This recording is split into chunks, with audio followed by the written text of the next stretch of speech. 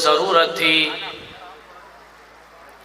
وہ آئے جن کی آمد کے لیے بے چین فطرت تھی، وہ آئے نغمہ داؤد میں جن کا ترانہ تھا، وہ آئے گریہ یعقوب میں جن کا افسانہ تھا، وہ آئے جن کی خاطر مسترب تھی وادی بطحا، وہ آئے جن کے قدموں کے لیے کعبہ ترستا تھا، وہ آئے جن کو حق نے گود کی خلوت میں پالا تھا، وہ آئے جن کے دم سے عرش اعظم میں اجالا تھا۔ میرے انتہائی واجب الاحترام قابل سے احترام دوستو، ساتھیوں، بزرگوں، آج مورخہ 21 جنوری سن 2023 کو آپ کے علاقہ مجاہد کالونی میں 14ویں عظیم الشان سیرت ہادی عالم و عظمت صحابہ کے مبارک عنوان سے معنون روح پرور ایمانی وجدانی پروگرام انعقاد پذیر ہے، اور قائدین اعظام تشریف لانے والے ہیں، اور قائد محترم ہر دل عزیز شخصیت شاہین اہل سنت حضرت علامہ تاج محمد حنفی صاحب بھی تشریف لا چکے ہیں۔ انتہائی مختصر وقت پہ ایک بات کر کے آپ سے اجازت چاہوں گا۔ عنوان ہے سیرت ہادی عالم صلی اللہ علیہ وسلم۔ ہادی کہتے ہیں رہبر کو، رہنما کو، مقتدا کو، پیشوا کو۔ اللہ تعالیٰ نے ہمارے نبی کو ہادی عالم بنایا، ساری کائنات کے لیے ہادی بنایا، سارے ارض و سما کے لیے ہادی بنایا، سارے قرہ عرض کے لیے ہادی بنایا۔ ویسے جتنے پیغمبر دنیا میں تشریف لائے وہ سارے ہادی تھے، وَلِكُلِّ قَوْمٍ ہاد، ہر پیغمبر ہادی تھے، مگر مخصوص علاقے کے لیے، مخصوص شہر کے لیے، مخصوص گاؤں کے لیے، مخصوص قبیلے کے لیے۔ لیکن آج جس پیغمبر کی بات ہم کرنے لگے ہیں یہ مخصوص علاقے، شہر اور گاؤں اور بستی کے لیے نہیں، یہ کل جہاں کے لیے پیغمبر بنا کر بھیجا جا رہا ہے، ہادی عالم بنا کر بھیجا جا رہا ہے۔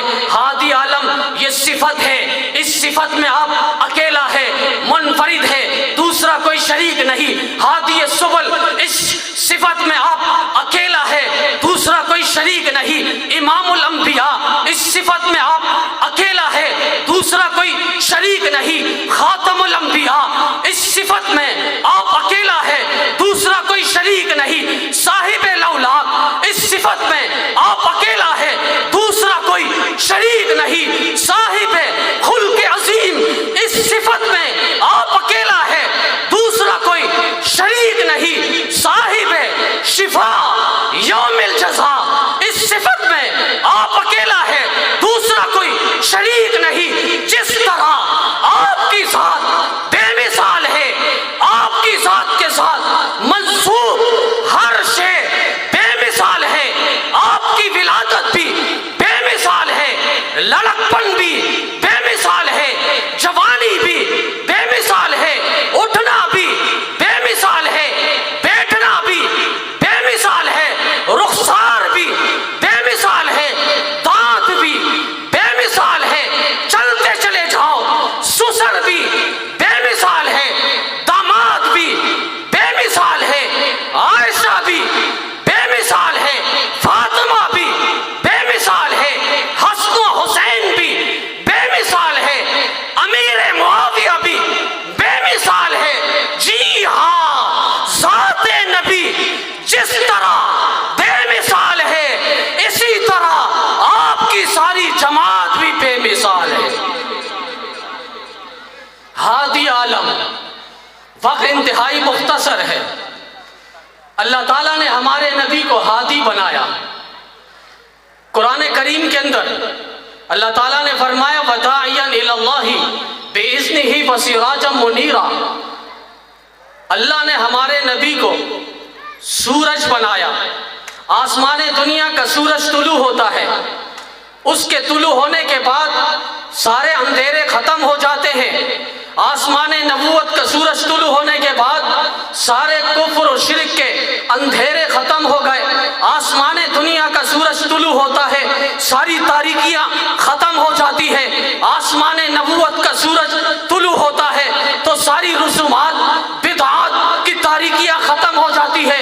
آسمان دنیا کا سورج طلوع ہوتا ہے، اس کی شعاعیں سب سے بلند ترین عمارت، بلند ترین چوٹی پر پڑتی ہے۔ آسمان نبوت کا سورج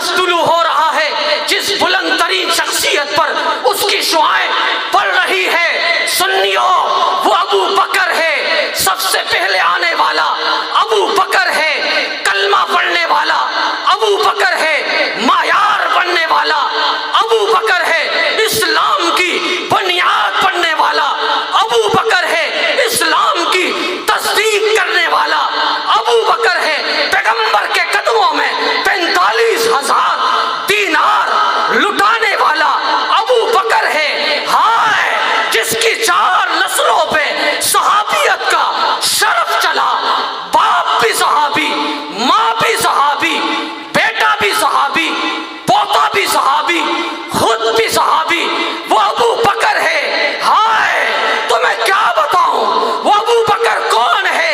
کل قیامت کے دن ساری مخلوقات پر عام تجلی ہوگی، جو سب پر جس پر خاص تجلی ہوگی ابو بکر ہے۔ ہائے جسے دیکھ کر رب مسکرا دے، رب کا غصہ ٹھنڈا ہو جائے، جمال میں تبدیل ہو جائے، اسی عظیم شخصیت کا نام ابو بکر صدیق ہے۔ یہ ابو بکر صدیق ہے۔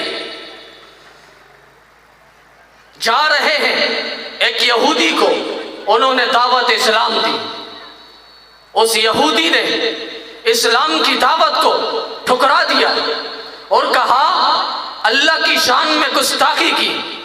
ابو بکر صدیق آگے بڑھے، اس کا گریبان پکڑا اور اس کے منہ پہ چماٹ اور تھپڑ دے مارا۔ وہ آگے چلتے ہوئے اس نے کیس کر دیا، مقدمہ نبی کے دربار میں پہنچا، نبی نے بلوایا ابو بکر آپ نے اس کو تھپڑ مارا؟ کہا جی ہاں۔ کیوں مارا؟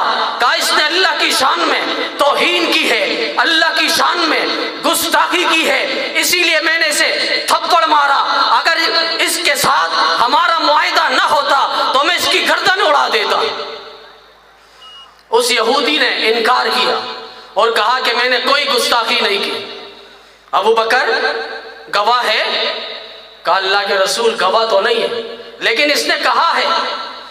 ہائے ربا یہ کیسے لوگ تھے، اللہ کے کیسے محبوب ترین لوگ تھے، کیسے پیارے لوگ تھے۔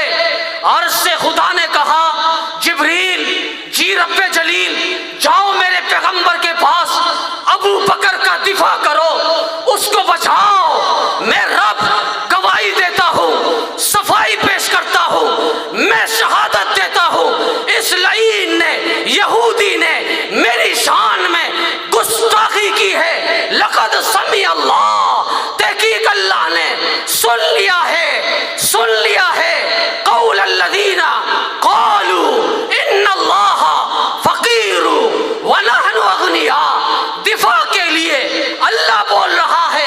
کبھی صدیق کی بیٹی صدیقہ پر الزام لگ رہا ہے، خدا عرش سے کہہ رہا ہے سبحانک ھذا بہتان عظیم۔